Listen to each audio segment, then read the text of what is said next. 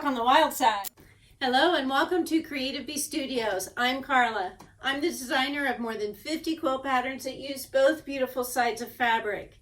Today we're looking at a quilt called Dakota. Be sure to subscribe, click like, and tap the bell. Thanks. Dakota is a very simple design on an 18 by 24 inch background, and he is made with both beautiful sides of one Southwest fabric. You don't have to use Southwest fabric. You could use children's motifs, florals, anything you would like to make your turtle perfect for you.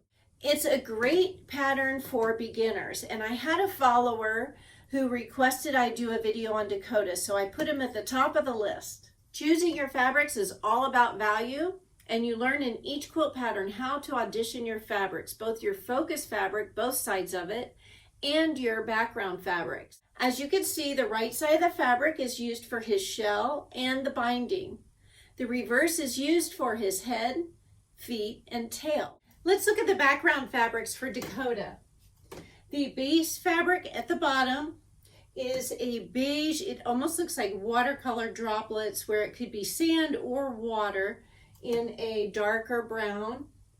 Just above it is a Southwest fabric, which is actually what I used for the backing, and it's reversed. This rectangle is a white with silver and gold, almost like straw and seeds. In the center, we have a beige batik with swirls. On the right is a feather fabric, reversed. These were really bright feathers that on the right side would have detracted from Dakota, so I reversed it. This accent strip here is also a Southwest fabric that is reversed. Across these two rectangles, which are cut apart, is inserted a feather fabric. The accent strips just help to add some interest and take your eye across the quilt, and you'd want to just make sure that none of your fabrics detract from your focal point.